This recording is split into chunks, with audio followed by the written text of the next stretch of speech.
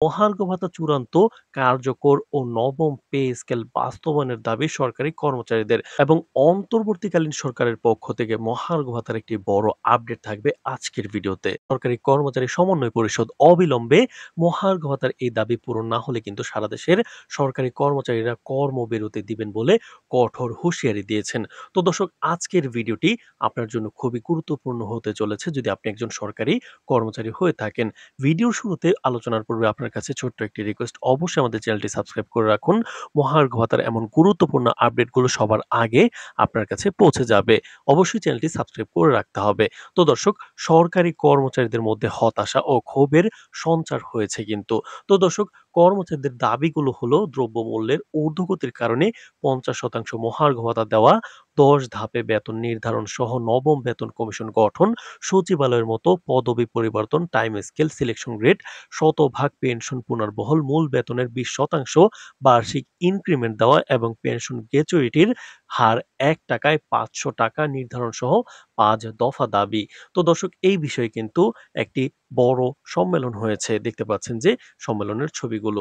তো দর্শক, শনিবার ১০ই মে সরকারি কর্মচারী সমন্বয় পরিষদের একাদশ জাতীয় সম্মেলনে আলোচনা সভায় কিন্তু এসব কথা বলেছেন সম্মেলনের বক্তারা এবং তারা কিন্তু মহার্ঘ ভাতার বিষয়ে এবং মহার্ঘ ভাতা প্রদানের বিষয়ে গুরুত্বপূর্ণ আহ্বান জানিয়েছেন। তাড়াতাড়ি এটা কার্যকর না হয় আগামী বাজেটেই তাহলে কিন্তু বড় কঠোর সিদ্ধান্ত আসবে বলেও তারা জানিয়েছেন।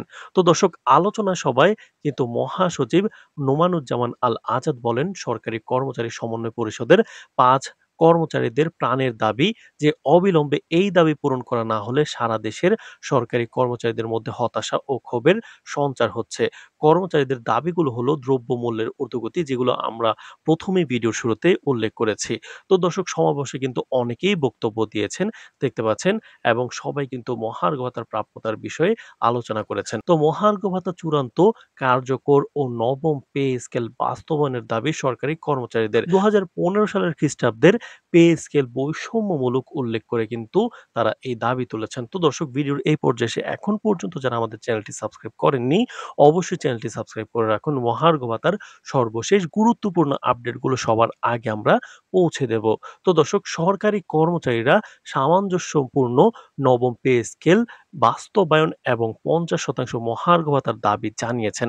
রাজধানীতে একটি সভা হয়েছে যেটা আমরা ইতিমধ্যেই বললাম এবং তারা জানান যে ২০১৫ সালের পে স্কেল কর্মকর্তা ও কর্মচারীদের মধ্যে বড় ধরনের বৈষম্য রয়ে গেছে এবং গত ৭ বছরে সংস্কারের দাবি জানানো হলেও তা বাস্তবায়ন হয়নি। তাই নতুন পে স্কেল কার্যকর না হওয়া পর্যন্ত অন্তর্বর্তীকালীন সময়ের জন্য ৫০% মহার্ঘ ভাতা কার্যকর করার দাবি জানান তারা। তো দর্শক, একই সঙ্গে সিলেকশন গ্রেড ও টাইম স্কেল কিন্তু পুনর্বহালেরও দাবি তোলা হয়।